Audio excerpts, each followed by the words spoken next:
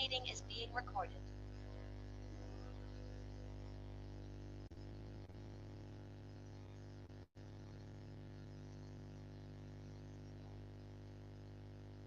Oke, sudah muncul belum? Sudah, Bu. Terlihat, Bu. Sudah, Bu. Oke.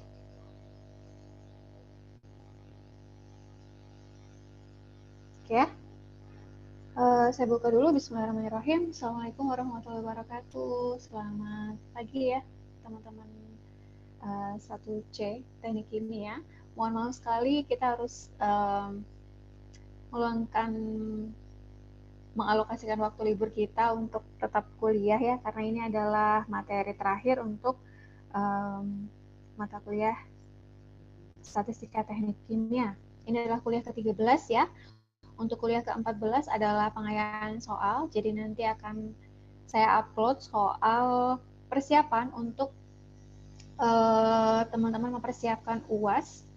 UASnya kapan? Sudah keluar belum jadwalnya?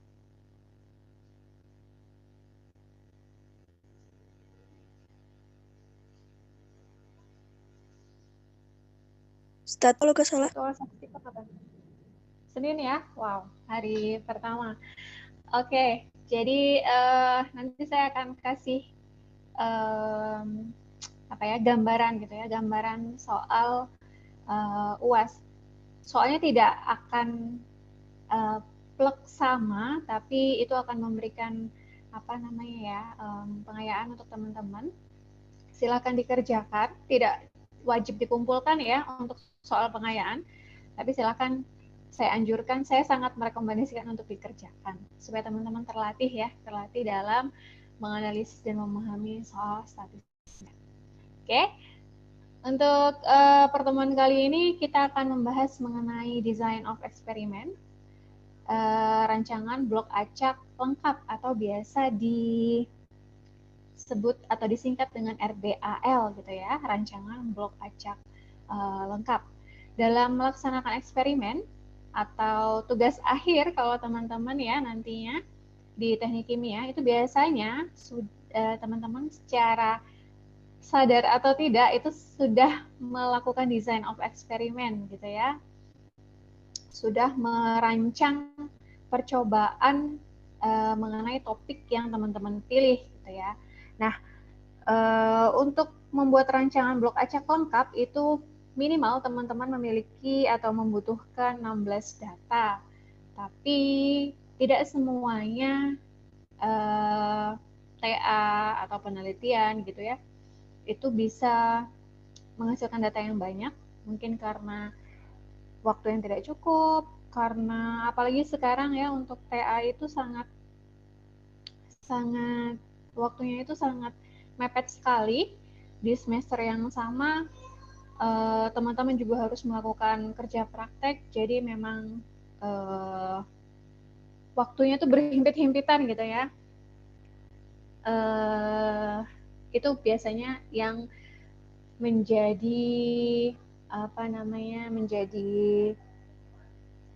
menjadi kendala gitu dalam mengumpulkan data, waktu yang tidak cukup, atau bisa juga dari segi alat gitu ya, dari segi alatnya tidak lengkap atau alatnya ternyata sulit untuk didesain, alatnya sangat mahal sekali gitu ya, sehingga datanya tidak mencukupi, atau kondisi-kondisi extraordinary, misalkan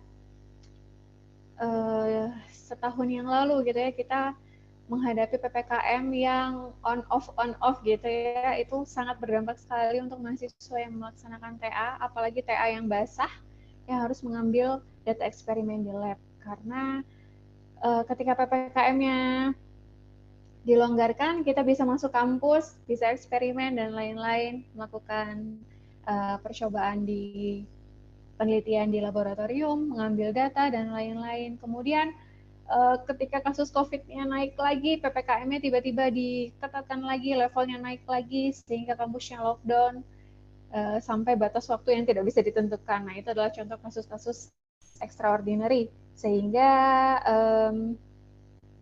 tidak memungkinkan kita dalam mengambil data yang cukup ya, minimal 16 data. Nah, untuk data-data yang terbatas seperti itu, teman-teman tetap bisa melakukan design of experiment dengan menggunakan rancangan blok acak tidak lengkap ya, karena datanya terbatas.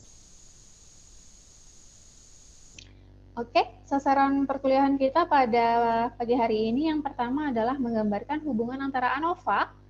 Kita sudah berdiskusi mengenai ANOVA ya beberapa minggu yang lalu untuk menganalisis variansi yang ada. Ya, jadi kita akan menggambarkan hubungan antara ANOVA dan RBAL. Jadi nanti kita akan ingat kembali bagaimana sih tabel ANOVA tersebut, apa saja yang dikaji dan lain-lain.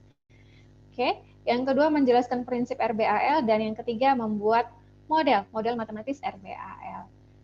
Jadi sebenarnya ketika teman-teman menggunakan rancangan blok acak lengkap atau RBAL ini ya, pada praktikum atau pada penelitian, teman-teman akan memiliki data. Kemudian untuk memudahkan menganalisis data, kita akan visualisasikan ya. Visualisasikan dalam bentuk grafik ya. Kalau tabel data kan akan susah. Kita visualisasikan dalam bentuk grafik, kemudian kita lengkapi dengan model matematis gitu ya. Nah, tapi biasanya untuk praktikum hanya sampai di grafik saja. Jadi punya data, kemudian kita grafikkan, kita bahas gitu ya. Tidak dilengkapi dengan model matematis. Tidak apa-apa, tapi pada intinya ketika kita menggunakan RBAL, outputnya itu salah satunya adalah dengan membuat model. Oke, nah apa sih sebenarnya rancangan percobaan itu? Rancangan percobaan adalah kegiatan untuk Ibu, merencanakan. maaf mau motong. Ya, gimana? Slide-nya belum ganti, Bu. Iya, Bu, Oh, belum dari masih tadi? slide. Iya. Oke. Sebentar. Masih slide 1 ya?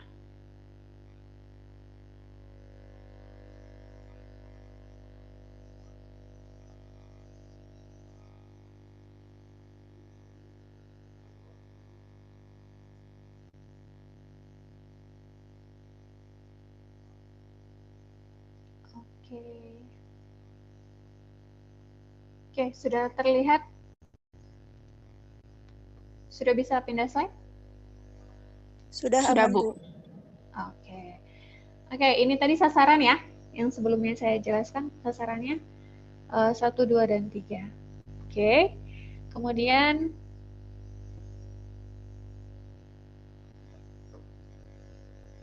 nah ini rancangan percobaan. Jadi rancangan percobaan adalah kegiatan untuk merencanakan pelaksanaan percobaan beserta metode analisis datanya. Kayak kita garis bawah ini. Jadi rancangan percobaan itu terdiri dari 2 kegiatan ya, atau 2 tahapan. Yang pertama, teman-teman merencanakan pelaksanaan percobaan. Ini ada kegiatan pertama. Kemudian dilanjutkan dengan merencanakan metode analisis data apa yang akan digunakan. Oke, jadi ada 2 tahapan ya.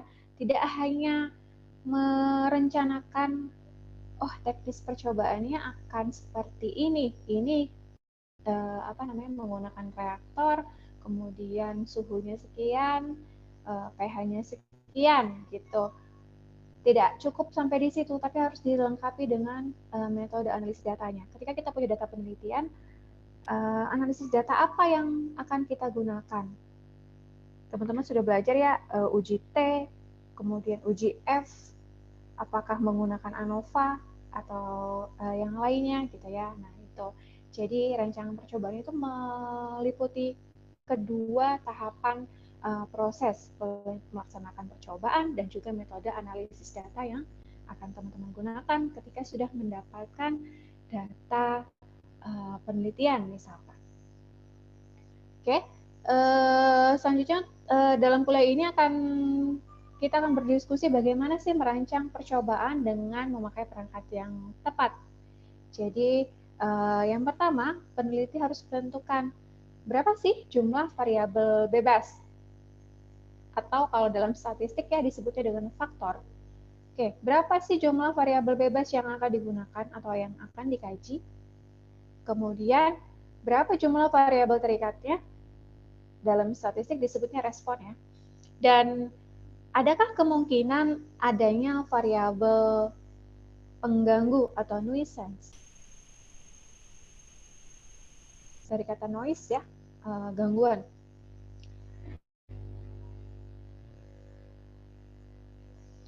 Oke, jadi teman-teman harus menentukan terlebih dahulu ya dalam merancang percobaan berapa jumlah variabel bebas yang ada di penelitian ini, kemudian berapa variabel terikatnya, dan ada nggak sih kemungkinan adanya variabel pengganggu atau nuisance.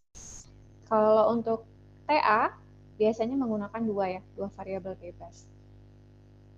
Oke, setelah itu setelah jumlah variabel ini ditetapkan, selanjutnya ditentukan nih level atau variasi setiap faktor. Kalau di statistik disebutnya level, kalau kita biasanya variasi gitu ya, variasi suhu, variasi tekanan gitu ya. Oke, misalkan nih kita akan merancang percobaan dengan variabel bebas, diantaranya adalah suhu dan tekanan. Kita sudah tetapkan, maka selanjutnya kita harus tentukan variasi suhu dan tekanan berapa aja yang akan kita gunakan untuk melaksanakan penelitian ini gitu ya. Tentunya harus berdasarkan alasan-alasan ilmiah gitu ya. Tidak aku maunya suhu 30, suhu 60 dan suhu 90, tidak seperti itu ya. Tapi teman-teman bisa mencari level atau variasi dari variabel bebas yang digunakan itu berdasarkan referensi, bisa dalam membaca jurnal atau membaca penelitian-penelitian serupa sebagai dasar pendahuluan gitu ya. Oke, sehingga rancangan percobaan dipakai untuk mengetahui pengaruh faktor sekali lagi tadi adalah variabel bebas ya. Rancangan percobaan ini akan digunakan untuk mengetahui pengaruh faktor, interaksi faktor, korelasi antar faktor, dan korelasi antara faktor dan respon. Oke, jadi kita akan mengetahui pengaruh faktor atau variabel bebas terhadap variabel terikatnya. Kemudian kita akan mengetahui juga adakah interaksi antara faktor tadi ya, kalau variabel bebasnya adalah suhu dan tekanan, kita juga bisa mengetahui dari rancangan percobaan ini adakah interaksi atau hubungan yang saling berpengaruh antara si suhu dan tekanan tadi, antara dua variabel bebas kita tadi gitu. Apakah saling mempengaruhi antara kedua variabel ini? Kemudian adakah korelasi antar faktor antara suhu dan tekanan ini, adakah korelasinya? Adakah hubungan sebab akibat ya antara suhu dan tekanan tersebut? Dan juga korelasi antara faktor dengan respon. Respon itu adalah variabel terikat.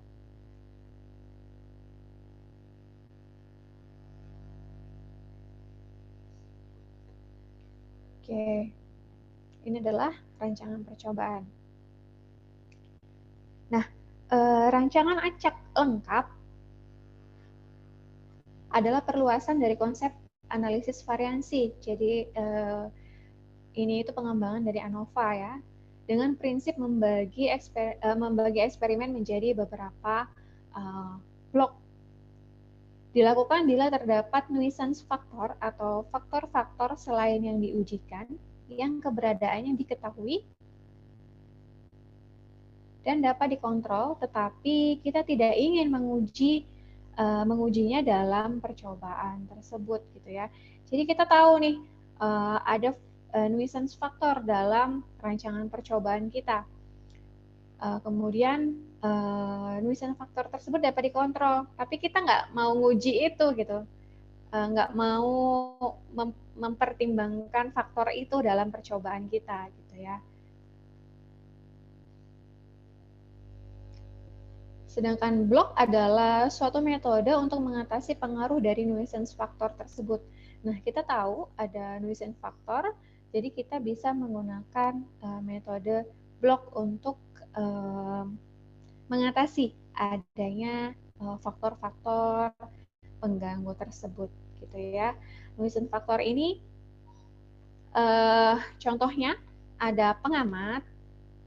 Jadi dalam suatu penelitian, beda pengamat akan bisa menyebabkan hasil yang berbeda, gitu ya.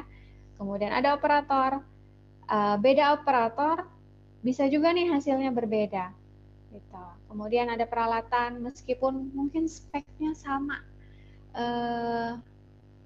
misalkan ya, kita menggunakan dalam ekstraksi padat cair gitu ya, leaching ya, kita menggunakan peralatan ekstraktor 1 dan 2 dengan spek yang sama, dengan dari pabrik yang sama, pokoknya sama lah semua gitu ya, tapi pasti ada perbedaan di antara kedua alat tersebut. Nah, itu bisa menjadi nuisance factor. Kemudian juga ada waktu nih, waktu misalkan kita ngambil percobaan dilakukan pada saat hari siang di hari ini dengan siang di hari besok, siang di hari lusa, itu bisa jadi menjadi nuisance factor. Nah, kebanyakan pengujian percobaan melibatkan prinsip block untuk menanggulangi atau meminimumkan nuisance factor tersebut. Jika variabel pengganggu diketahui dan dapat dikontrol, maka dapat menggunakan sistem blocking atau metode blocking. Jadi misalkan kita melakukan eksperimen gitu ya, di mana reaksinya itu dipengaruhi oleh suhu, bisa dipengaruhi oleh suhu lingkungan gitu ya. Misalkan apakah suhu lingkungan itu kan berubah ya siang dan malam. Nah, kita bisa ngeblok nuisance factor dari suhu tersebut dengan menggunakan cooler atau heater supaya T lingkungan atau T ruang itu stabil, misalkan seperti itu ya. Jadi kita blok dulu nih, kita tahu bahwa suhu lingkungan itu mempengaruhi penelitian kita dan dapat dikontrol. Kita bisa mengupayakan sesuatu supaya nuisance tersebut minimum gitu ya. Jadi kita blok dengan cara memasang heater atau cooler sehingga suhu ruangannya itu stabil. Gitu. Oke ya. Kemudian yang kedua, jika variabel nuisance diketahui, kita tahu nih ada nuisance, ada pengganggu, tapi nggak bisa dikontrol, nih ya. Ini itu kondisi yang kedua, tidak bisa dikontrol.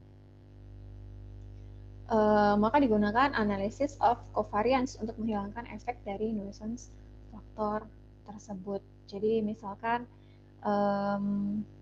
untuk alat-alat yang sulit atau alat-alat yang besar misalkan kita punya heat exchanger skala pabrik gitu ya, dia berada di luar, berada di kilang misalkan, tentunya suhu siang, suhu ketika siang, suhu ketika malam itu menjadi faktor pengganggu gitu ya, atau variabel pengganggu terhadap kinerja dari HE tersebut. Tapi gimana dong? Kan HE-nya gede banget dan ada di luar, kita nggak mungkin memberikan penutup atau menstabilkan suhu lingkungan dengan menggunakan cooler atau heater, kan tidak mungkin ya, sehingga kita bisa meminimumkan efek dari nuisance factor tersebut dengan menggunakan analysis of covariance ya. Kita tahu ini tuh berpengaruh, tapi nggak bisa dikontrol, nggak bisa apa-apa nih kita gitu ya. Oke, kemudian yang ketiga, jika nuisance factor tidak diketahui dan tidak dapat dikontrol, kita nggak tahu nuisance-nya ada enggak atau apa sih yang jadi nuisance-nya. Tahu aja enggak, apalagi bisa melakukan sesuatu untuk mengkontrol gitu ya. Jadi kita nggak tahu dan kita nggak bisa kontrol gitu. Maka digunakan prinsip randomisasi seperti pada pengujian dengan satu faktor. Gimana sih pengujian dengan satu faktor itu? Kita coba cek.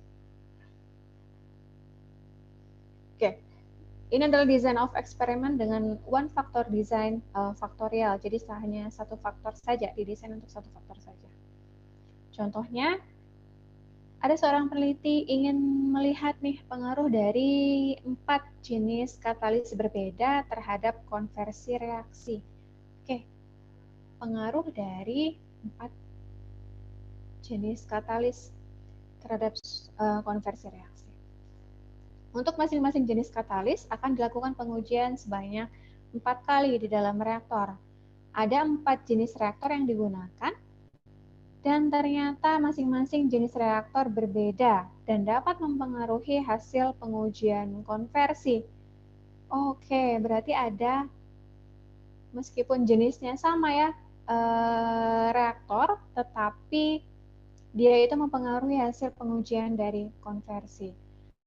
Nah, tapi yang perlu diperhatikan di sini, peneliti hanya ingin menguji pengaruh dari jenis katalis dan mengeliminasi pengaruh dari jenis reaktor dengan melakukan rancangan blok terhadap percobaan ini. Oke, jadi diabaikan saja pengaruh dari jenis reaktornya. Ya, yang ini diabaikan saja karena si peneliti hanya mau melihat pengaruh dari jenis katalis. Sehingga pengaruh dari jenis reaktor ini akan diblok saja. Oke, berarti harusnya di sini ada yang berpengaruh itu ada 2 faktor ya, jenis katalis dan jenis reaktor. Tapi yang satu diblok saja sehingga disebut dengan satu faktor. Nah, percobaan dirancang sebagai RBAL, kemudian keempat jenis katalis diujikan pada setiap jenis reaktor. Jadi reaktor 1 kita uji 4 jenis katalis, reaktor 2 4 jenis katalis, begitu juga sampai reaktor keempat. Masing-masing reaktor disebut dengan satu blok yang sifatnya homogen. Jadi yang diblok adalah jenis reaktor ya. Jadi ada blok reaktor 1, blok reaktor 2, sampai blok reaktor 4. Variabilitas antar blok besar, sedangkan variabilitas dalam satu blok relatif lebih kecil. Antara blok reaktor 1 dan 2 itu variabilitasnya besar, kemudian variabilitas dalam satu blok katalis 1, 2, 3, dan 4 itu relatif kecil. Kemudian secara umum suatu blok merepresentasikan satu level dari nuisance factor. Kemudian replikasi terhadap eksperimen dilakukan pada masing-masing blok. Suatu blok merepresentasikan pembatasan dari proses randomisasi dan hanya dilakukan dalam satu blok. Oke, randomisasi hanya dilakukan dalam satu blok. Kita lihat di sini. Nah, ini ada blok 1, blok 2, blok 3, dan blok 4. Ya, ada reaktor 1, reaktor 2, reaktor 3, dan reaktor 4 yang kita blok sebagai bloknya ya. Kemudian randomisasi dilakukan hanya terhadap untuk blok yang sama, masing-masing blok. Jadi randomisasi di blok 1, randomisasi di blok 2, blok 3, dan blok 4 ya, jadi antar blok saja. Contoh misalkan di sini randomisasi pada blok 1 itu pengujiannya di random, melakukan pengujian secara random. Yang pertama adalah katalis 3, katalis 1, katalis 4, dan juga katalis 2. Jadi nggak selalu urut dari katalis pertama dulu, katalis kedua, 3, dan 4 gitu ya. Itu yang disebut dengan random. Dan bisa jadi random di blok 1, blok 2, blok 3, dan blok 4 itu berbeda. Namanya juga random ya. Oke.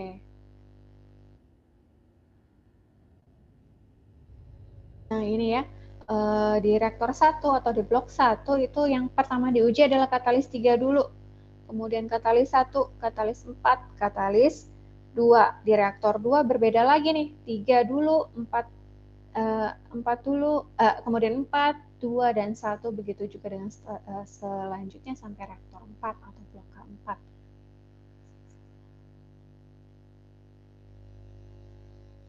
diperoleh data konversi. Nah, tadi kan si peneliti pengen lihat nih ya pengaruh jenis katalis terhadap konversi. Ini data konversinya ya. Ini adalah data konversi. Jadi ketika kita gunakan katalis 1 di reaktor atau blok 1, maka diperoleh konversinya 9,3. Begitu juga seterusnya sampai dengan blok 4 dan jenis katalis keempat gitu ya. Ini adalah penjumlahan dari konversi katalis 1 di reaktor 1, 2, 3, dan 4. Ini adalah penjumlahan dari katalis 2 di reaktor 1 sampai 4. Yang ini katalis 3 di reaktor 1 sampai 4. Begitu juga yang ini ya, katalis keempat di reaktor 1 sampai 4. Kemudian yang di bawah nih, ini disebut dengan YI titik ya, yang di sebelah sini. Kemudian jumlah dari konversi di reaktor 1 yang melibatkan katalis 1, 2, 3, dan 4 itu disebut dengan Y titik J. Kalau di sini berarti Y titik J-nya itu sebagai 1 ya. Oke, ini. Kemudian untuk reaktor 2 jumlahnya adalah ini, ketiga ini, keempat ini. Nah, total atau Y titik itu sama dengan 154. Di sini adalah Y total atau jumlah total dari Y titik J dan YI titik itu 154.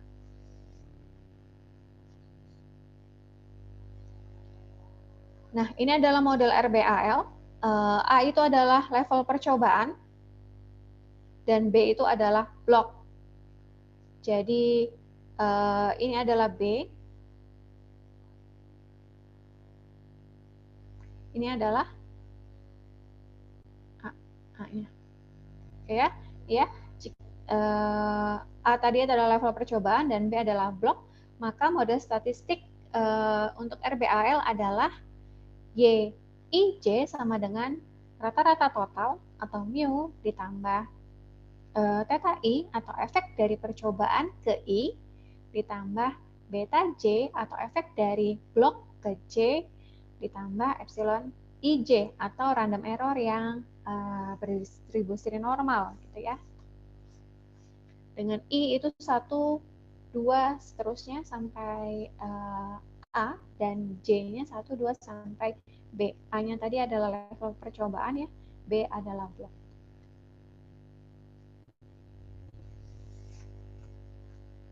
Nah, bagaimana melakukan uji hipotesis terhadap model efek tersebut nih?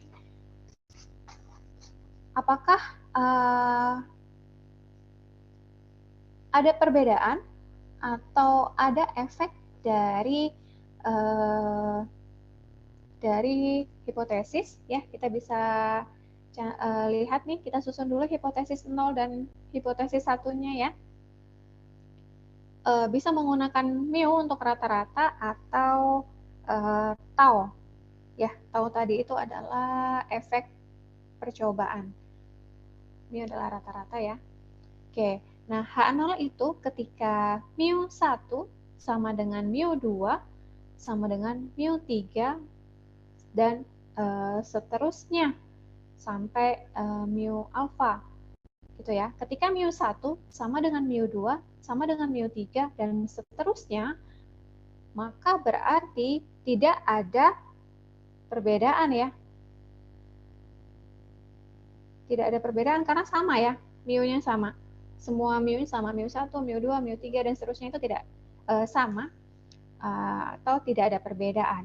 Tapi jika ada satu mu saja yang berbeda, misalkan mu 1 tidak sama dengan mu 4 gitu ya, hanya ada satu saja, berarti ada perbedaan terhadap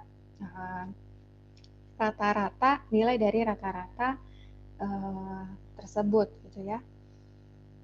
Itu untuk model hipotesis dengan menggunakan mu. Bisa juga menggunakan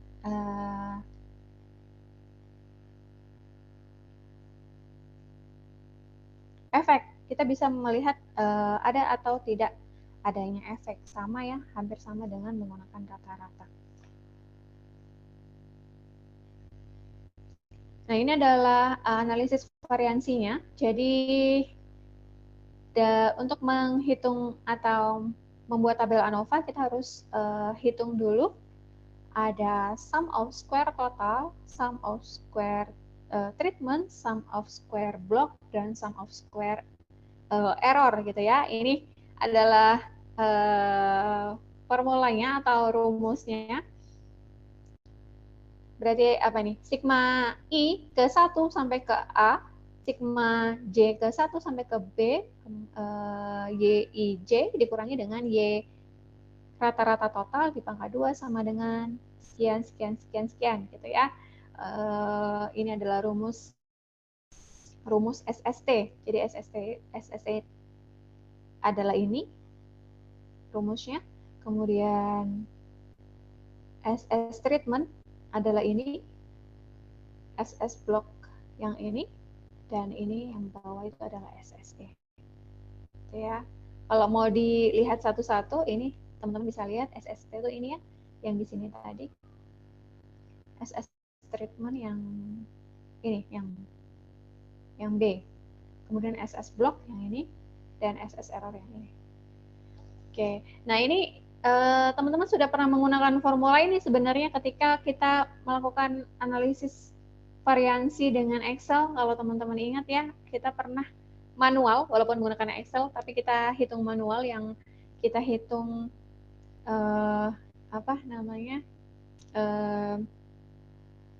nilai YI-nya dikurang dengan Y rata-rata total, kemudian kita pangkatkan 2 sehingga kita dapat SST dan seterusnya itu loh yang kemarin ya. Oke, nah kemudian ada juga nih, bisa juga ditulis dengan demikian rumusnya. SST, untuk SS treatment, SS block, sehingga kita bisa dapatkan SSE dari SS total dikurangin SS treatment dikurang dengan SS block gitu ya. Oke, sama aja yang ini atau yang ini, tapi prefer menggunakan rumus yang ini ya, menggunakan rumus yang ini dibandingkan,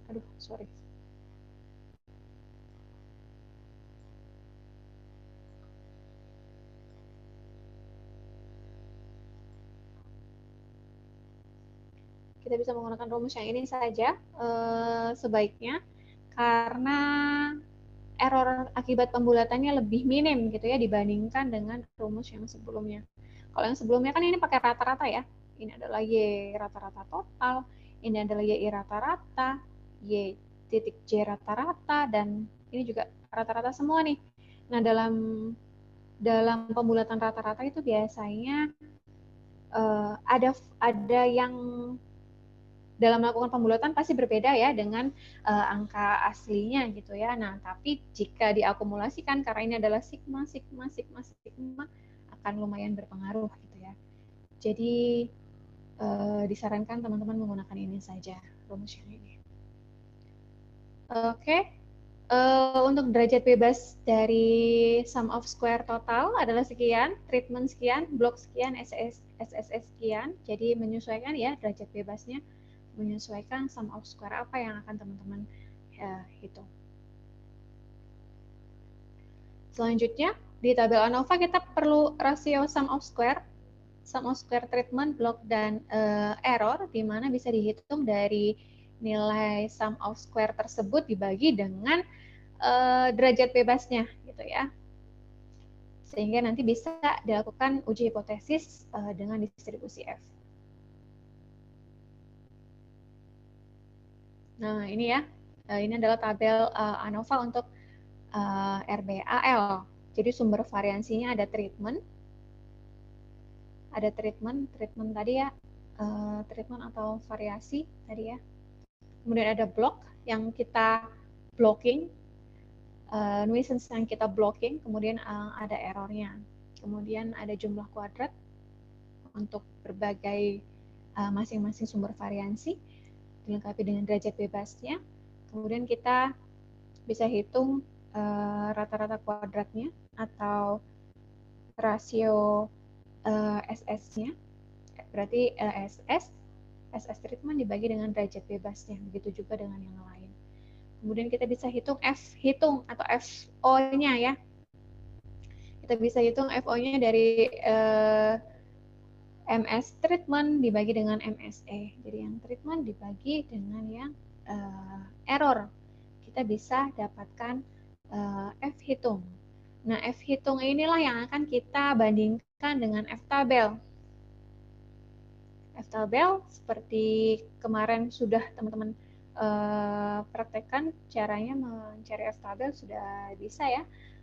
Oke, jika F hitung atau FO lebih besar daripada F tabel, maka H0 akan ditolak. Begitu juga dengan sebaliknya. Oke, jadi dari contoh soal tadi, kemudian teman-teman hitung SS treatment, SS block, SSE, kemudian hitung derajat bebasnya, sehingga teman-teman bisa menentukan mean of sum of square atau MS di sini ya untuk masing-masing sumber variansi, sehingga kita bisa tentukan F hitungnya di sini ya. Setelah dapat F hitung, kita bandingkan dengan F tabel.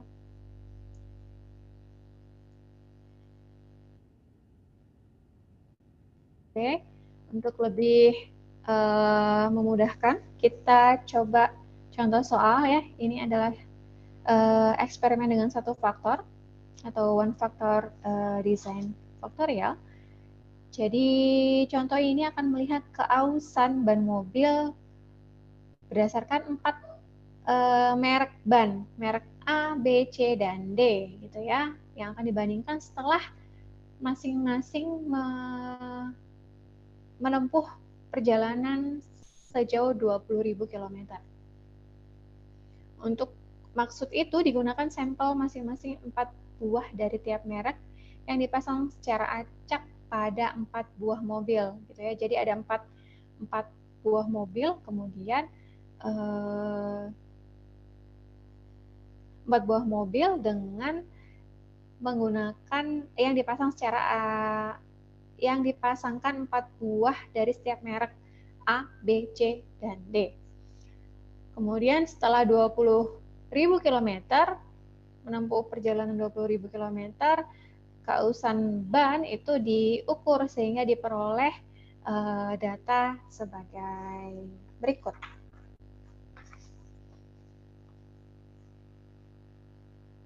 Nah, tentukan pada tingkat kepercayaan 90%, level of significance-nya adalah 90%.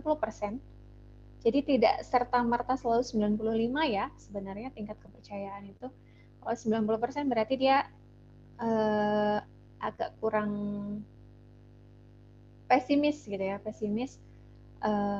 agak kurang pede gitu ya. Nah, apakah terdapat perbedaan ketahanan yang signifikan dari keempat merek tersebut setelah menempuh perjalanan selama 20.000 km.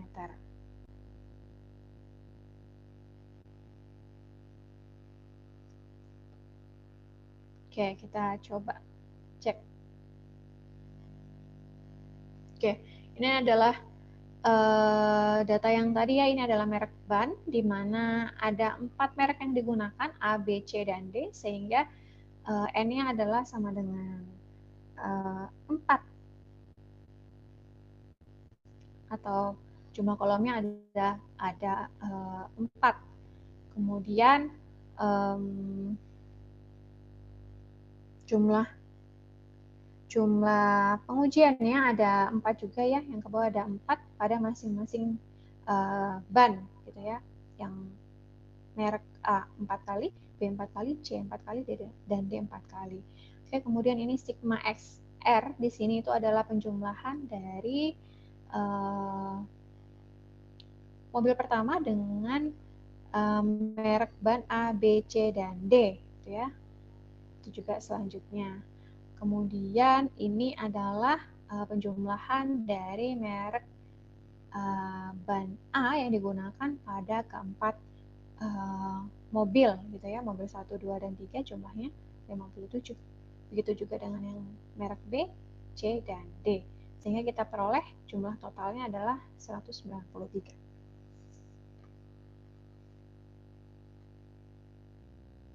Oke, ini adalah keterangannya atau penjelasannya. K itu adalah jumlah kolom. K adalah jumlah kolom yang menunjukkan jumlah merek ban, 4 ya. Kemudian N itulah jumlah replikasi pengujian, 4.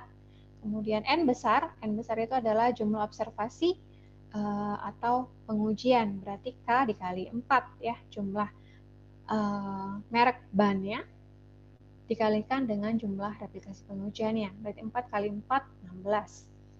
Oke, kemudian TK itu sama dengan sigma XK, yaitu adalah jumlah keausan pada tiap kolom, di mana K itu adalah 1, 2, 3, dan 4. Kemudian ada TK pangkat 2 itu adalah sigma XK pangkat 2, yang merupakan jumlah kuadrat keausan dari semua hasil pengukuran. Semua ya, kalau di sini ya. Oke. Pada dasarnya kita akan menghitung berdasarkan rumus tadi ya, ada SS total, SS eksperimen, SS error, dan juga SS block gitu ya. Oke, di sini kita pertama kali akan menghitung SS treatment dulu atau SS K. Rumusnya demikian, teman-teman nanti bisa cek rumusnya ya. Berarti masing-masing jumlah keausan tiap kolom dipangkatkan 2, kemudian dibagi 4, dikurangin T pangkat 2 atau jumlah keseluruhan dibagi N. N itu adalah jumlah yang diobserv, 16. Kita dapatkan SSK-nya itu 31. Atau jumlah merek sum of square dari efek penggunaan merek bannya itu adalah 31. Kemudian jumlah kuadrat total ada SST ya, SST rumusnya demikian gitu ya, sehingga kita hitung dapatnya adalah 81.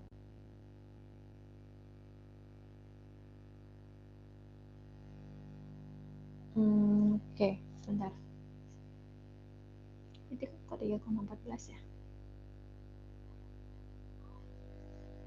Oke, X kuadrat dari IJ itu berarti teman-teman silakan dipangkatkan 2 untuk masing-masing nilai X-nya ya, berarti 14 pangkat 2, 13 pangkat ditambah 13 pangkat 2, 17 pangkat 2, dan seterusnya sampai semua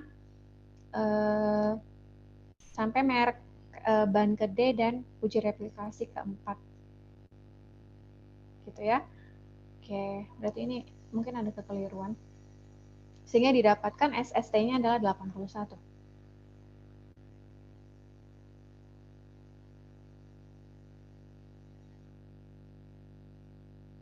Oke, coba cek ya nanti ya apakah betul 2409 itu adalah berarti pangkat 2 dari masing-masing nilai keausan.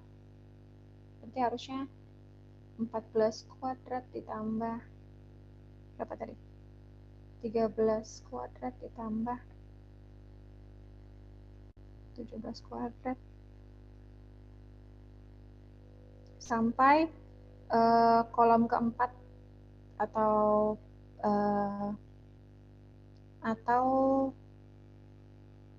merek ban yang D. Ya, coba nanti dicek ya apakah 2409 ya.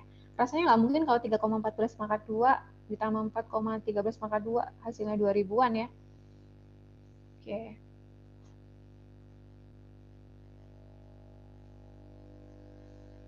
Oke, tadi kita sudah punya SS treatment dan SS total dan juga SS treatment, sehingga kita bisa hitung SS residu. Residu ini adalah error ya, sama dengan SS error.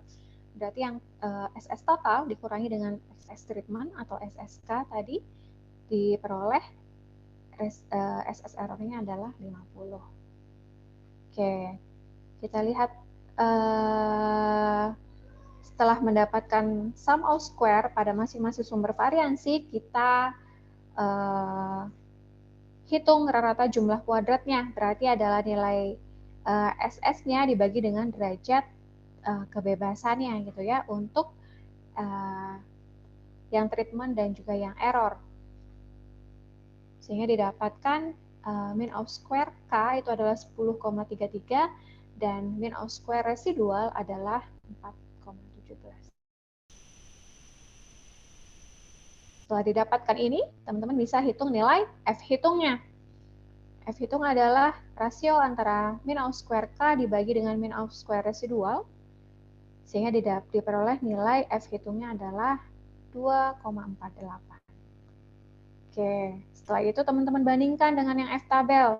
Dari F tabel dengan tingkat kepercayaan 90% atau alfanya adalah 0,1 ya.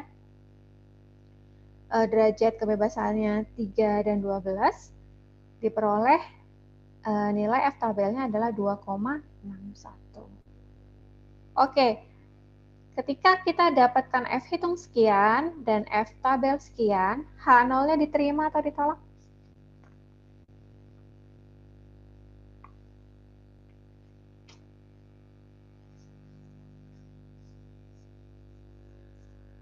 Ada yang masih ingat? Diterima, Bu. Diterima. Kenapa? Karena F hitungnya lebih kecil dari F tabel. Oke, F hitungnya lebih kecil daripada F tabel ya, sehingga kesimpulannya adalah H0-nya diterima. H0 diterima berarti tidak terdapat perbedaan yang signifikan. Gitu ya, karena tau 1, tau 2, tau 3-nya, tau 1 sama dengan tau 2, sama dengan tau 3, sama dengan tau 4 kalau di dalam sini ya. Berarti tidak ada perbedaan yang signifikan nih. Efek dari variasi merek ban tersebut terhadap keausan ban. Gitu ya. Oke, ini tadi rangkumannya ya. Tabel ANOVA ada merek di sini. Kemudian yang blok tidak dihitung. Kemudian ini adalah error. Jadi tadi sum of square treatment di sini dan sum of square error di sini. Kemudian untuk menghitung nilai F hitung 2,48. Ini adalah F tabel dibandingkan dan berdasarkan analisis pengujian data di sini disimpulkan bahwa dengan tingkat kepercayaan 90% ya gitu ya. 90% saja tidak terdapat perbedaan yang signifikan antara keempat merek ban tersebut terhadap keausan ban setelah menempuh perjalanan 20.000 km. Hal ini dibuktikan dengan nilai F hitung, di mana diperoleh F hitung lebih kecil daripada F tabel. Oke, sampai di sini masih bisa diikuti.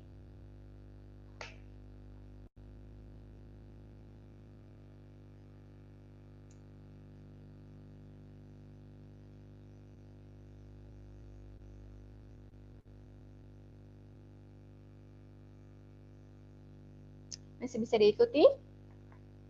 Bisa, Bu. Oke. Kalau gitu kita lanjutkan ke tadi yang satu faktor ya.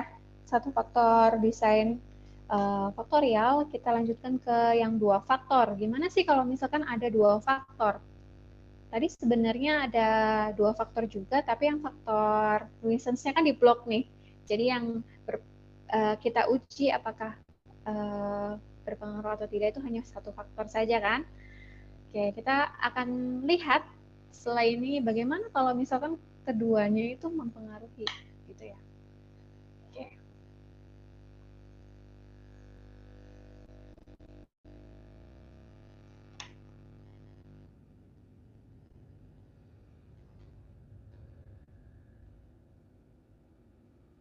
Nah, ini adalah design of experiment ketika ada dua faktor ya.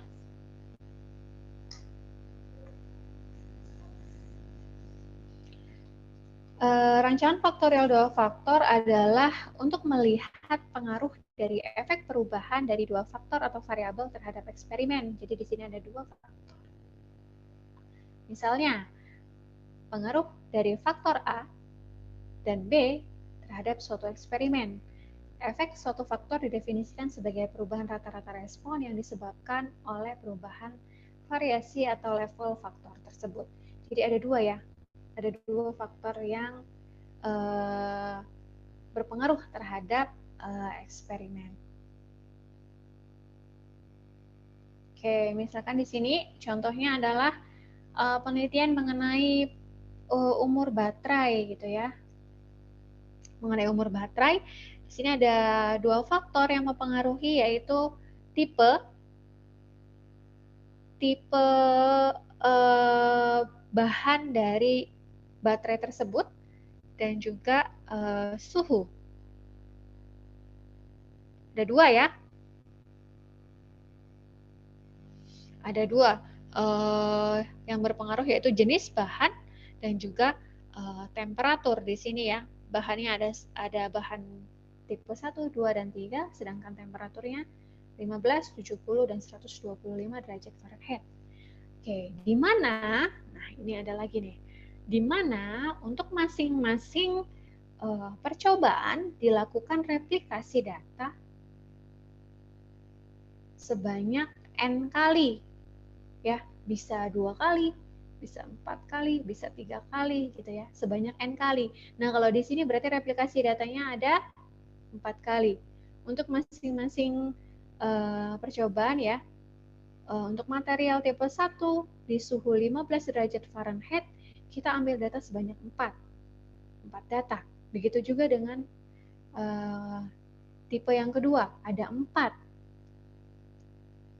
Begitu juga dengan seterusnya. Ya.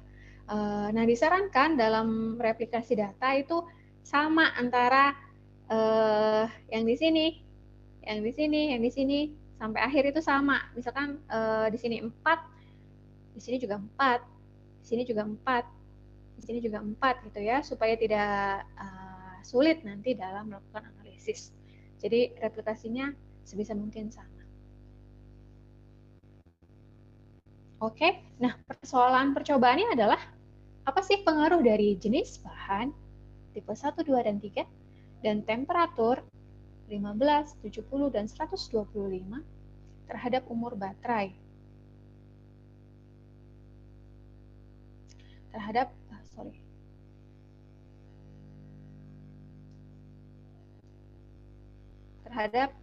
umur baterai.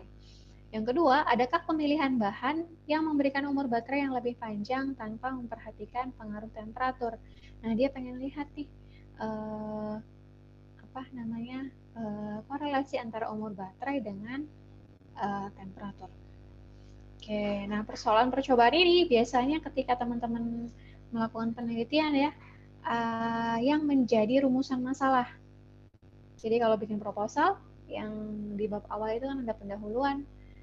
Di situ ada latar belakang nih, kenapa teman-teman melakukan hal tersebut. Kemudian dari permasalahan tersebut dirumuskan apa sih sebenarnya yang permasalahan apa yang harus kita selesaikan gitu ya. Kemudian kita tentukan tujuan. Oke, apakah sudah dapat inti dari perbedaan satu faktor dan dua faktor? Sampai di sini sebelum kita lanjutkan. Sudah bisa bedakan satu faktor dan dua faktor? Bisa, Bu. Bisa ya? Oke. Oke, kalau yang tadi yang contoh sebelumnya yang satu faktor itu kan sebenarnya ada yang mempengaruhi apa tadi, konversi ya. Konversi itu kan ada katalis dan juga sebenarnya ada faktor reaktor ya, reaktor yang berbeda. Tapi yang faktor dari reaktor, jenis reaktor itu diblok, sehingga yang mempengaruhi jenis katalisnya saja, sehingga hanya satu faktor desain eksperimen. Nah, kalau ini ini dua-duanya mempengaruhi, kita nggak blok karena kita akan menganalisis pengaruhnya masing-masing faktor tersebut terhadap umur baterai, ya. Nah, ini adalah rancangan dua faktor.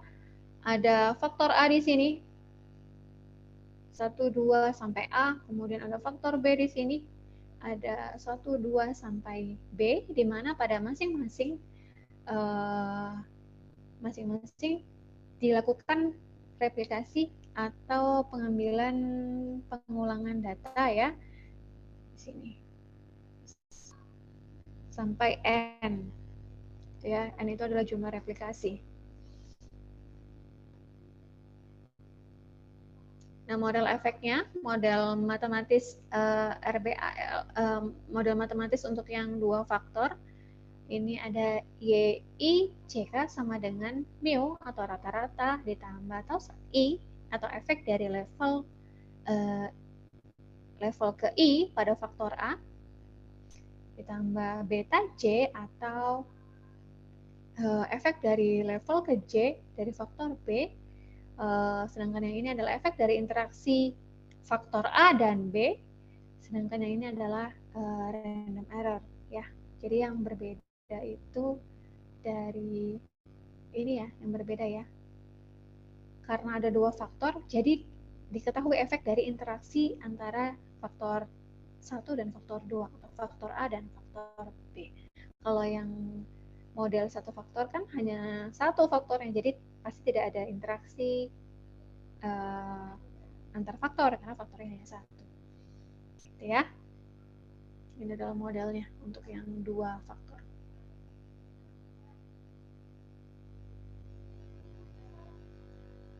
Oke, untuk penulisan hipotesisnya, jadi ada 3 di sini yang bisa dilihat. Hipotesis kesamaan efek percobaan pada baris. Oke, pada baris di mana H0 itu adalah tau 1 sama dengan tau 2 sama dengan tau sekian, sehingga kita bisa simpulkan bahwa tau I-nya adalah sama dengan 0. Karena sama, ya, efeknya sama gitu. Efek percobaan pada baris itu sama, sehingga berarti bisa disimpulkan tidak ada pengaruhnya atau tidak ada efeknya. Untuk satunya paling sedikit ada yang berbeda, misalkan tau 1 tidak sama dengan tau 3, gitu, ya, sehingga tau I-nya itu tidak sama dengan 0. Kemudian untuk hipotesis kesamaan efek percobaan pada kolom, H0-nya adalah beta 1 sama dengan beta 2 sampai dengan beta B, gitu, ya. Karena efeknya sama, beta 1 sama dengan beta 2, sehingga artinya tidak ada efeknya, ya, untuk semua variabel sama, sehingga kita bisa simpulkan bahwa tidak ada efeknya. Untuk H1 paling sedikit ada beta tertentu yang tidak sama dengan beta yang lainnya, atau BJ tidak sama dengan 0.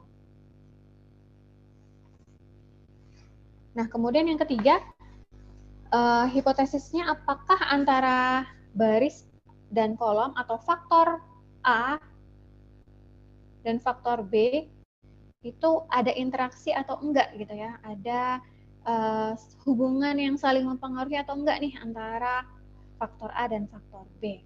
Oke, jadi H0-nya adalah tau beta pada I dan J sama dengan 0 untuk semua I dan J, untuk semua keseluruhan baris dan kolom. Sedangkan H1-nya itu paling sedikit ada yang tidak sama dengan 0 atau ada yang berbeda.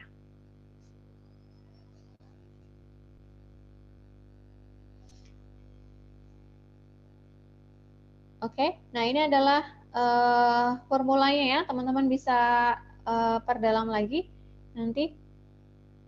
YI titik atau jumlah totalnya itu bisa dihitung dari sini, kemudian Y titik J titik dari sini, dan seterusnya. Teman-teman bisa perdalami lagi nanti. Ini adalah keterangannya ya, Y titik itu ada apa, kemudian Y titik J titik itu adalah apa, dan Y titik atau total dari keseluruhan pengamatan, jumlah total dari semua pengamatan. Oke, nah pada prinsipnya sama dengan yang satu faktor tadi, teman-teman harus menghitung sum of square total atau SST, gitu ya. Bedanya di sini karena treatmentnya ada dua atau faktor yang berpengaruhnya ada dua, sehingga teman-teman harus hitung sum of square level A atau faktor A, sum of square faktor B atau level B, kemudian sum of square AB atau interaksi A dan B, dan juga sum of square error. Itu ya. Oke, dengan derajat bebas demikian. Sehingga untuk menghitung SST-nya digunakan rumus demikian. Yang ini. Kemudian SSI-nya yang ini, SSB-nya yang ini.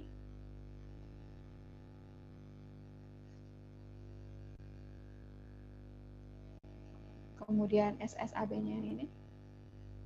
Dan ini adalah SSE. Itu ya, SSE berarti kalau sudah diketahui SST, AB, A dan B berarti kan tinggal dikurangkan saja ya. SST dikurang dengan SSAB, dikurang dengan SSA, dikurang dengan SSB.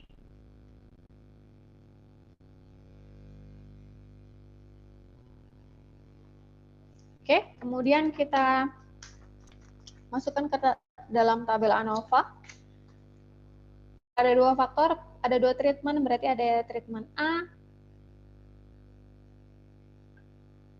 di sini, treatment B di sini, kemudian adanya interaksi itu AB, kemudian ada error, gitu ya.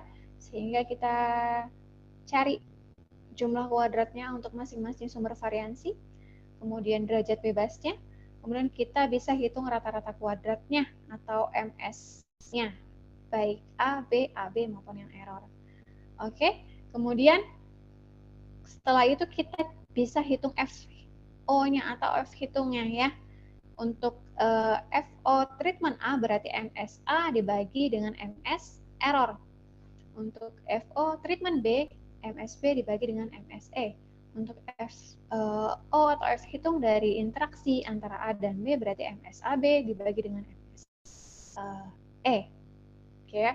Jadi kita punya tiga F hitung ya.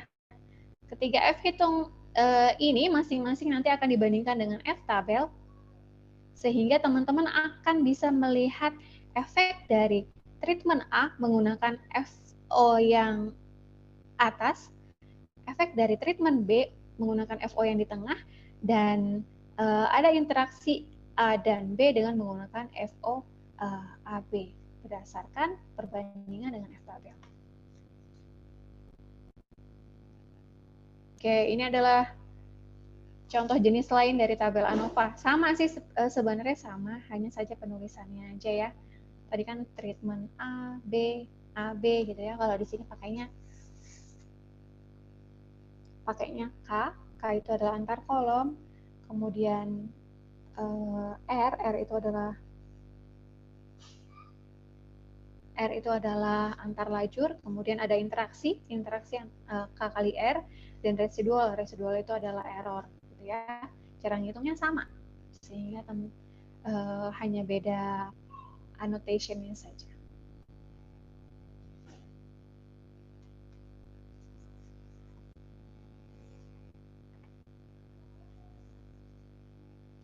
Oke.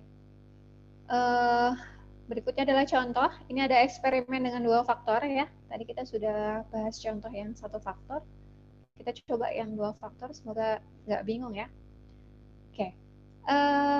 Dampak dari kecepatan gelincir dan temperatur terhadap laju keausan suatu material harus ditentukan. Oke, jadi ada dua faktor di sini. Yang pertama apa? Faktor yang pertama?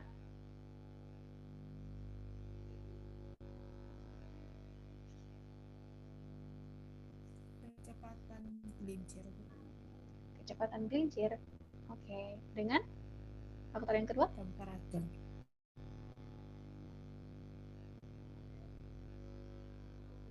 Temperatur. Oke, jadi ada dua faktor ini nih yang mempengaruhi laju keausan suatu material gitu ya. Nah, hasil pengujiannya atau laju keausannya ditunjukkan di tabel ini ya. Tentukan dengan tingkat kepercayaan 90%. Apakah kecepatan gelincir dan temperatur memiliki dampak yang signifikan terhadap keausan material? Oke ya, kita akan kaji dua-duanya, kecepatan gelincir dan juga temperatur. Oke. Jadi untuk temperatur di sini ada B1 dan B2, ada dua level atau dua variasi.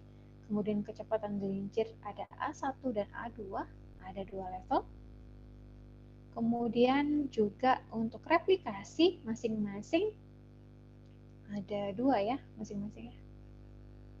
Replikasinya dua. Oke. Variasi di sini juga dua, di sini juga dua. Oke, kita coba.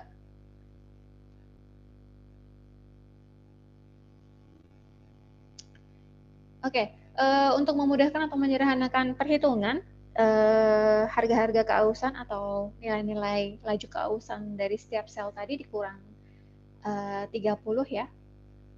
Untuk menyederhanakan saja, berarti di sini 34 dikurang 30 berarti adalah 4. 30 dikurang 30 adalah 0, 43 dikurang 30, 13, begitu juga dengan seterusnya. Nah, mengapa 30? Kenapa sih harus 30? Karena nilai yang paling kecil adalah 30, supaya nggak minus ya. Ini kan nilai yang paling kecil ini. Oke, hal ini tidak akan berpengaruh terhadap hasil akhir dan statistik F. Jadi simplifikasi tadi tidak akan berpengaruh ke hasil akhir ya.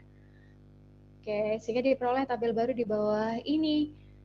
Oke, kita hitung TR dan TK. TR-nya berarti jumlah dari sel untuk kecepatan gelincir A1 adalah 18 pada masing-masing level temperatur.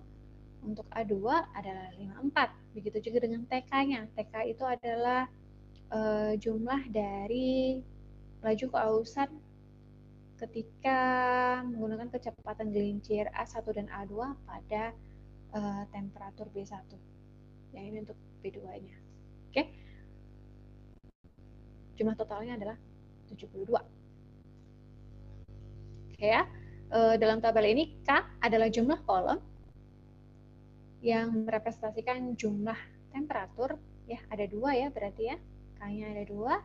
Kemudian R itu adalah jumlah lajur yang merepresentasikan jumlah tingkat kecepatan gelincir.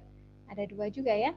Kemudian N kecil adalah jumlah replikasi tiap pengujian. Ada dua, duplo ya. Dua. Oke, sedangkan N besar adalah jumlah keseluruhan pengujian. Jumlah data ujian kita peroleh gitu ya. Berarti ada N kali K kali R, 2 kali 2 kali 2, kita dapatkan 8. TK itu adalah jumlah dari setiap kolom, TR adalah setiap baris. Oke, perhitungan dilakukan dengan mengacu pada tabel 10.04, berarti mengacu pada tabel yang ini.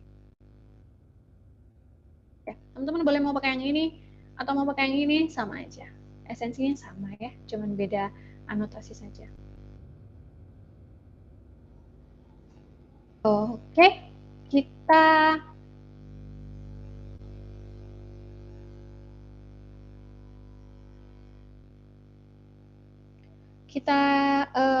hitung terlebih dahulu. Kita hitung satu-satu ya. SSR-nya. R tadi adalah apa tadi? Jumlah lajur atau jumlah tingkat kecepatan gelincir. Berarti di sini ya sum of square dari kecepatan gelincir atau R itu rumusnya demikian. Teman-teman bisa cek lagi ya rumusnya demikian. Berarti TR pada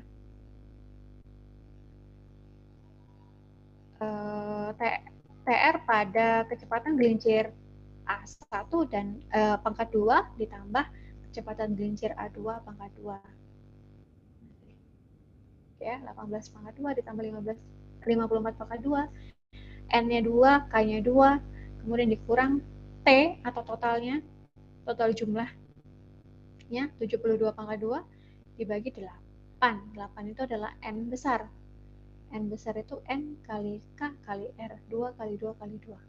Oke, diperoleh demikian, 162.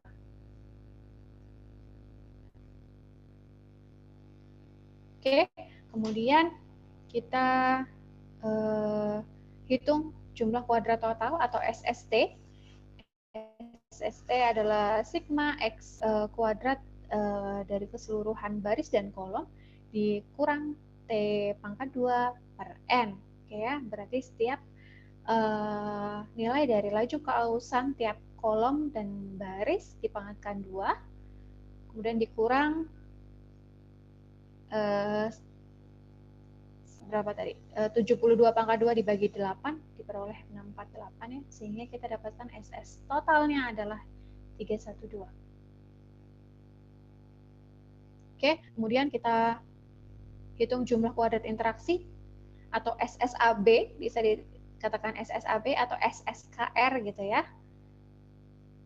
SSK kali R kalau di sini ya. Rumusnya demikian ya, sehingga diperoleh SSKR-nya 2. Nah, karena sudah diperoleh semuanya, tinggal SS residu saja. Berarti tinggal kita masukin aja ya, SS total dikurangi dengan keseluruhan sumber variansi yang lain. SSK 72, oh di sini nggak ada ya SSK. Tidak dicantumkan. Oke, berarti teman-teman bisa hitung SSK. SSK itu berarti yang kolom ya, berarti 24 pangkat 2 ditambah 48 pangkat 2 dibagi dengan 2 kali 2 dikurang 72 pangkat 2 per 8. Oke ya, ini SSK-nya. Oke, kalau sudah ini diperoleh 72 tuh dari sini. SST dikurangi dengan sumber variansi yang lain, sum of square dari sumber variansi yang lain, yaitu 72 untuk SSK, 162 untuk SSR, kemudian 2 itu untuk SSKR, sehingga diperoleh SS residu atau SS errornya adalah 76. Oke, kalau sudah dihitung, masukin ke dalam tabel. SS-nya dimasukin ke dalam tabel untuk semua sumber variansi, kemudian derajat kebebasannya atau degree of freedom-nya dihitung untuk semua sumber variansi, kemudian kita hitung MS-nya, dan kita bisa hitung nilai F. F adalah MS sumber variansi tersebut dibagi dengan residu atau error ya. Jadi 72 dibagi 19 dapat 3,979 untuk F antar kolom atau F temperatur ya. Kemudian ini untuk F laju gelincir, yang ini adalah F interaksi. Ini adalah F hitung. 3 ini.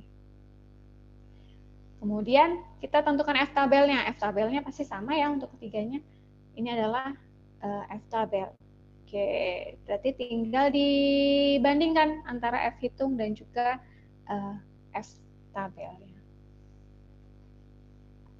Oke. Kita lihat satu-satu ya. Kita bandingkan satu-satu. Untuk yang temperatur dulu, pengaruh dari faktor temperatur diperoleh F hitungnya 3,79 dan F tabelnya 4,54. Oke, kesimpulannya apa?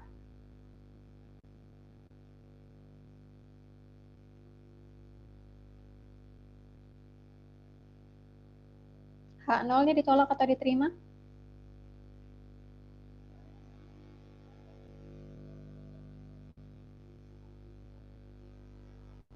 Terima, Bu. H0-nya diterima ya, karena F hitungnya lebih kecil daripada F tabel. Untuk yang kecepatan gelincir, diterima atau ditolak? Ditolak. Ditolak. Oke ya. Untuk yang interaksi antara temperatur dan kecepatan gelincir, diterima atau ditolak? Terima. Diterima. Oke, jadi teman-teman dengan membandingkan antar F ini dengan F tabel, teman-teman punya tiga rangkuman gitu ya, atau bisa menjawab 3 pertanyaan tadi. Oke ya, yang pertama kita pengen lihat efek dari temperatur nih. Efek dari temperatur sendiri gitu ya, berarti kita bandingkan F ini dengan F tabel. Oke, pada tingkat kepercayaan 90%, F hitung ternyata lebih kecil daripada F tabel. Berarti temperatur tidak punya dampak yang signifikan terhadap keausan. Karena apa? Karena tahu 1, tahu 2, tahu 1 dan tahu 2-nya sama. Oke, efeknya sama. Kemudian yang kedua, terkait dengan kecepatan gelincir, pada tingkat kepercayaan 90% diperoleh nilai F hitungnya itu lebih besar daripada F tabel. Berarti H0-nya ditolak dan kesimpulannya adalah kecepatan gelincir punya dampak gitu ya, punya dampak yang signifikan terhadap keausan. Berarti H1-nya ya yang masuk ya. Oke, yang ketiga, dampak antara interaksi temperatur dengan kecepatan gelincir. Pada tingkat kepercayaan sekian, diperoleh F hitung lebih kecil daripada F tabel, sehingga disimpulkan tidak terdapat dampak antara dampak interaksi yang signifikan dari faktor temperatur dan gelincir, kecepatan gelincir. Jadi tidak ada interaksi yang signifikan antara faktor kedua variabel bebas tersebut, antara temperatur dan juga kecepatan gelincir. Oke, sampai di sini masih bisa diikuti, baik yang satu faktor maupun dua faktor.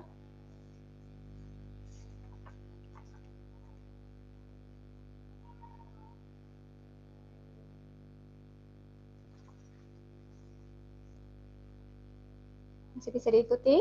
Halo?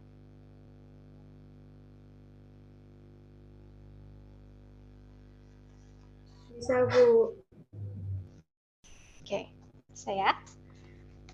Nah, oke. Kabar baiknya nih, seperti sebelum-sebelumnya kita bisa mengerjakan dengan Excel. Kita bisa menggunakan tools ya untuk membantu kita dalam mengolah datanya. Seperti sebelum-sebelumnya, teman-teman masukkan datanya terlebih dahulu, kemudian pilih data, kemudian data analisis. Seperti sebelumnya ya, sama. Yang berbeda hanya di sini. Analysis tools-nya teman-teman pilih yang sesuai dengan kasus atau kondisi dari permasalahan teman-teman ya. Kalau single faktor saja, satu faktor berarti pakainya yang single faktor. Kalau dua faktor berarti pakainya yang ANOVA two factor. Ada replikasi nggak nih datanya? Kalau nggak ada replikasi, pakainya yang without ya. Tapi kalau ada replikasi, berarti pakainya yang two factor with replication. Ya, jadi disesuaikan toolsnya itu disesuaikan dengan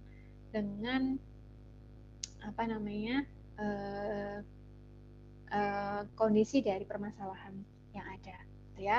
Maka penting bagi teman-teman bisa memahami maksud dari permasalahannya ya. Teman-teman harus bisa mengclassify, oh ini tuh satu faktor, sebenarnya ada beberapa faktor sih, tapi yang ini di blok, oh tinggal satu faktor, berarti pakainya ANOVA single faktor. Begitu juga dengan yang dua faktor, dilihat lagi, ada replikasi nggak sih? Ada pengulangan data nggak sih yang diambil gitu ya? Oke, karena pada prinsipnya mau pakai Excel, Minitab, Polymath, dan lain-lain, mereka hanya tools saja yang membantu perhitungan. Tapi konsepnya harus teman-teman yang tentukan, gitu ya. Oke, kalau sudah kita pilih nih, tadi kita dua faktor dengan replikasi ya. Oke, kemudian kita masukkan datanya, input range gitu ya, range-nya range cell-nya dari mana sampai mana. Kemudian untuk replikasinya itu berapa, gitu ya, row per sampelnya berapa nih, 2 kah atau 4 kah replikasinya gitu. Karena itu usahakan teman-teman konsisten dalam menulis replikasi ya, biasanya ke bawah, karena ini kan adalah row per sampel ya, jadi ke bawah. Tulis replikasinya ke bawah, jangan ke samping gitu ya. Oke, tadi kita 2 ya replikasinya sih, kita tulis 2. Alfanya berapa? Karena tingkat keyakinannya 90%, berarti alfanya adalah 0,1. 10% ya, sisanya ya berarti, atau 0,1. Oke, kemudian pilih hasilnya mau ditaruh di mana? Di worksheet yang sama, atau worksheet yang berbeda, atau workbook yang berbeda, kemudian oke. Nah, ini adalah hasilnya dengan Excel. Simsalabim dapat hasilnya gitu ya. Teman-teman tidak bingung dengan sigma I 1 sampai A untuk YI gitu-gitu ya. Oke. Ini adalah hasilnya dengan menggunakan Excel. Oke, sama ya dengan manual. Tadi ada sum of square laju alirnya tadi 162, sum of square kolomnya adalah 72. Untuk yang interaksi KR-nya 2, dan yang residu atau sisanya atau errornya adalah 76. Oke. Kemudian di sini ada dapat derajat kebebasannya demikian. Kemudian akhirnya kita punya F hitung untuk masing-masing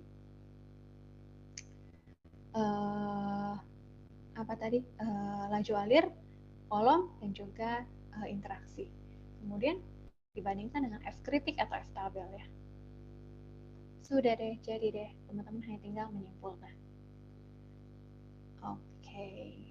Ya, nanti silakan dicoba menggunakan Excel supaya ketika misalkan ada persoalan ini, teman-teman sudah menghitung manual misalkan, untuk memastikan apakah benar perhitungannya atau tidak, teman-teman bisa menggunakan Excel ya. Harusnya jika perhitungannya benar, hasilnya sama. Oke, sampai di sini masih ada yang kurang jelas?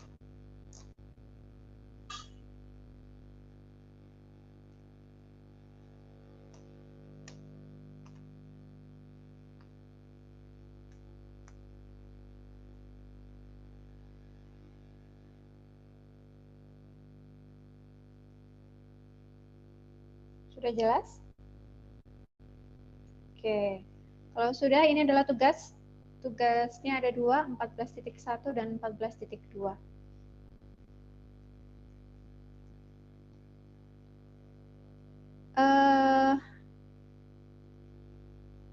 Untuk 14.1, silakan dipahami soalnya apakah ini masuk 1 faktor atau 2 faktor.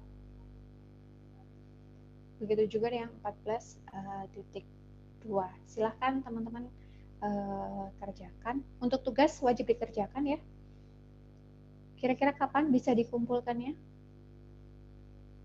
Sekalian belajar kan? Teman-teman sekalian belajar untuk persiapan UAS.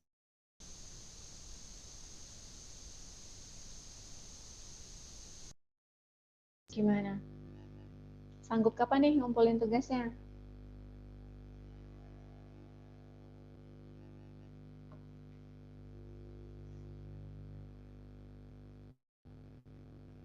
Halo.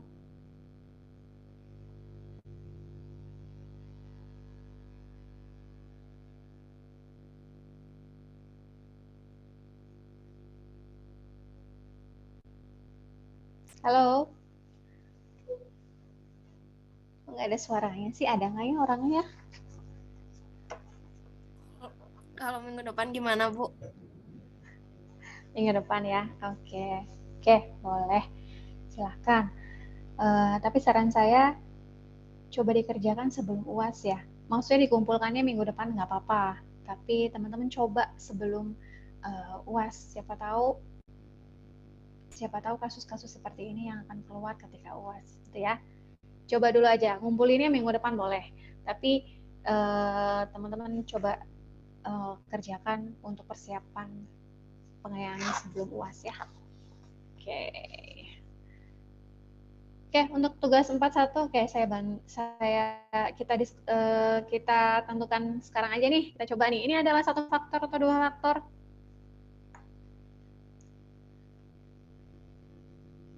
Kalau dibaca dari kasusnya, dari kondisi di sini.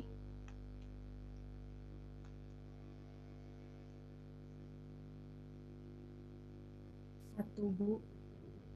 Satu. Mengapa? Satu, Bu ya. Kenapa sih kok satu?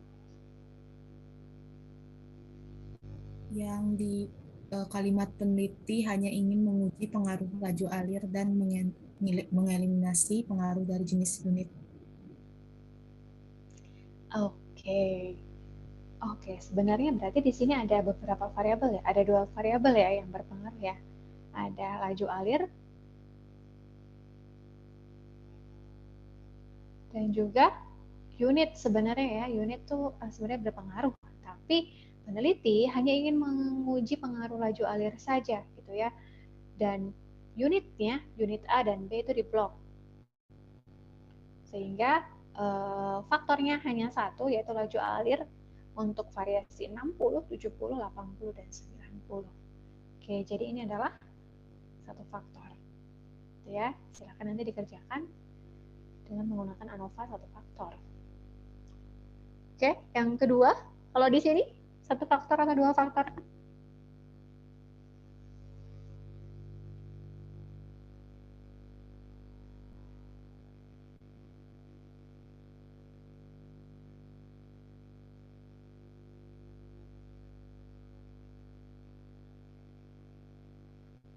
Satu atau dua?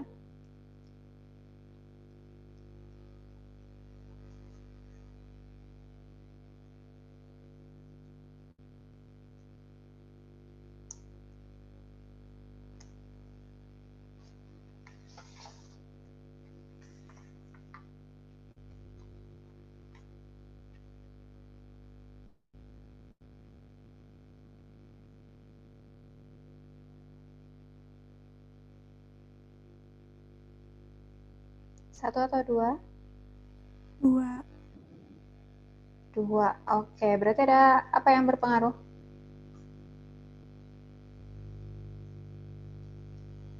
Temperatur dan kekerasan ya. Ada dua faktor. Faktor pertama adalah temperatur dengan variasinya, ada dua variasi 100 dan 200. Kemudian faktor yang kedua adalah kekerasan bahan dengan variasinya ada 4, A, B, C, dan D. Replikasinya berapa? Replikasinya 2 untuk masing-masing pengujian ya. 2. Oke. Berarti ini adalah 2 faktor. Ada faktor temperatur dan faktor kekerasan. Oke, ada yang mau ditanyakan? Sampai di sini?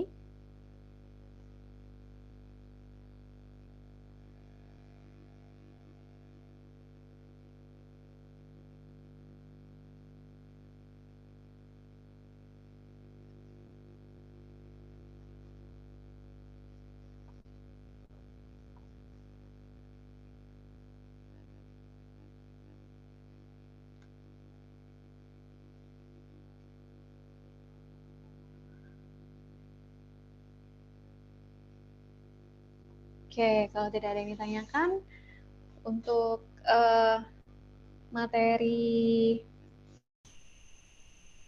design of experiment sampai di sini. Sampai di sini ya. Jadi ada satu faktor desain eksperimen, ada dua faktor desain eksperimen.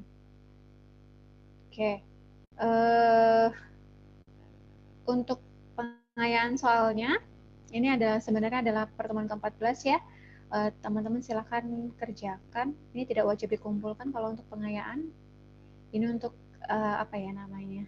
Bukan kisi-kisi juga ya, tapi untuk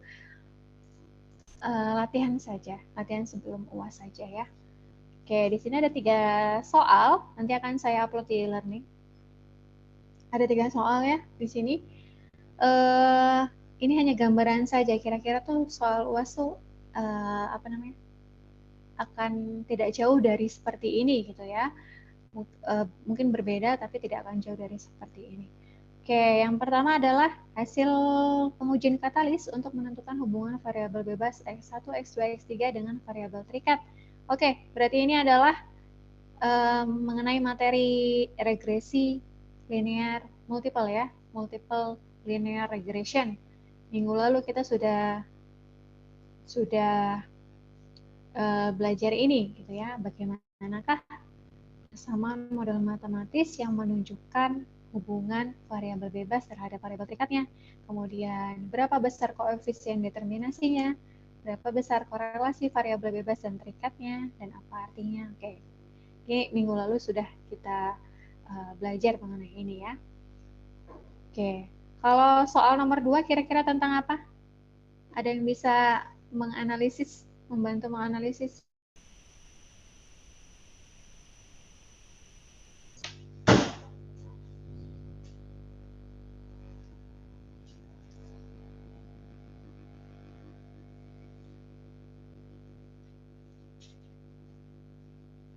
Soal yang kedua, kira-kira tentang apa?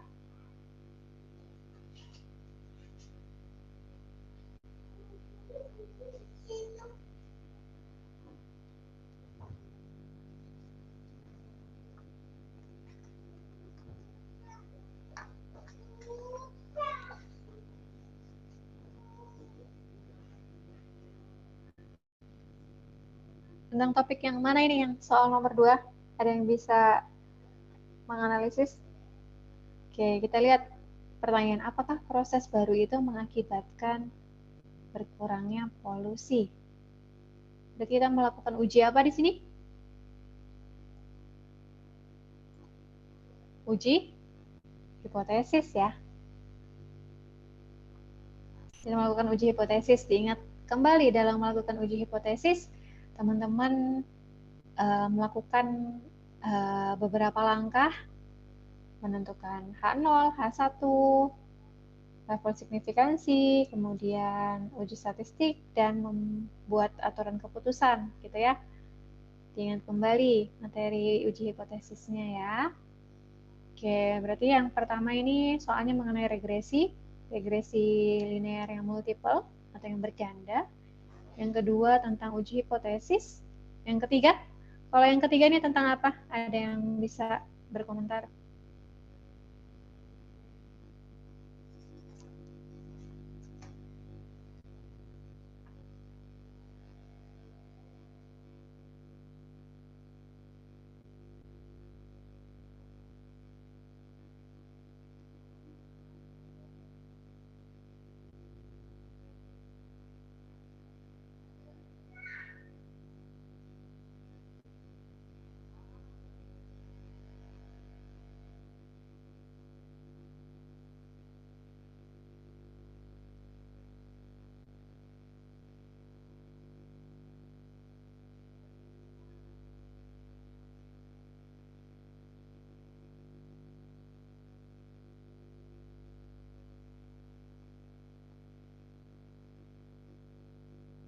Soal yang ketiga tentang apa ini?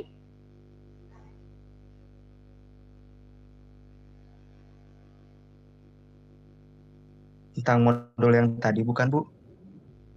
Tentang model yang tadi ya. Tentang design of experiment maksudnya ya. Oke, kalau di sini berarti yang 1 faktor atau 2 faktor? 2, Bu. 2 ya, 2 faktor. Oke, jadi begitu teman-teman, kurang lebih gambarannya akan seperti ini. Mungkin tidak sama ya, tapi ini sebagai latihan saja, pengayaan saja, supaya teman-teman mengingat kembali materi-materi yang sudah diberikan. Jadi ada regresi linear, kemudian uji hipotesis, dan juga design of experiment. Di mana design of eksperimen menggunakan ANOVA ya, analysis of variance. Oke, begitu. Nah, nanti soalnya bisa di-download di e-learning. Materi yang hari ini juga bisa di-download di e-learning.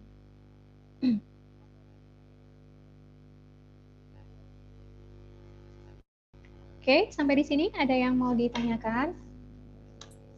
Ibu izin bertanya, Ya, gimana? kalau buat UAS nanti bawa laptop, Bu boleh pakai laptop gitu? Biasanya boleh. Biasanya open book dan open laptop ya. Berarti boleh bawa tabel itu ya, Bu? Boleh dong. Emangnya mau dihafalin tabelnya? Enggak ya? Nggak mungkin dihafalin kan? Ya, begitu. Jadi teman-teman nggak perlu worried ya. Yang penting teman-teman tugasnya adalah menganalisis soalnya. Kira-kira solusi apa yang perlu digunakan untuk menyelesaikan permasalahan tersebut gitu ya.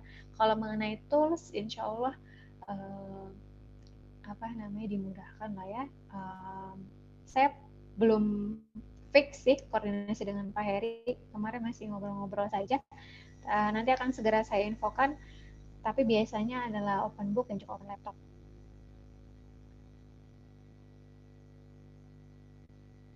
Oke, begitu. Sama Ada satu lagi, Bu. Kalau materinya berarti dari uji satu sampel ya, Bu, dari yang awal Ibu? Iya, betul. Dari uji 1 sampel sampai design of eksperimen ya. Iya, Bu. Oke, begitu. Ada lagi? Oke, karena ini adalah pertemuan terakhir kita di kelas statistik, saya mau open on cam dulu dong untuk kenang-kenangan ya, karena ini adalah kelas terakhir kita di statistik. On cam dulu dong semuanya.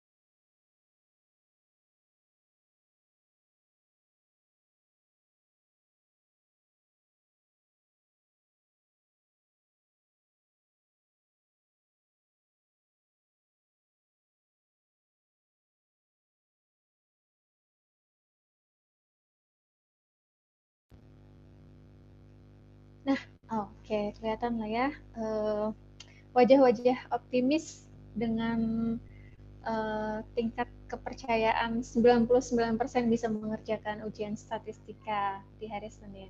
Amin, gitu ya. Oke, ketua kelasnya siapa?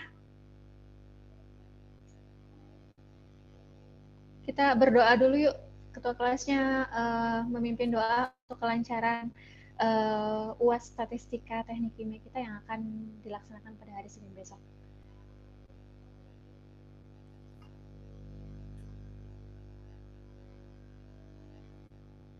Sekarang Ibu. Iya dong. Ya sekarang. Enggak, silakan. Baik, bismillahirrahmanirrahim. Assalamualaikum warahmatullahi wabarakatuh. Sebelum mengakhiri kegiatan pembelajaran hari ini, alangkah baiknya berdoa terlebih dahulu agar selalu diberi kesehatan dan UASnya dilancarin. Berdoa menurut kepercayaannya masing-masing. Dimulai.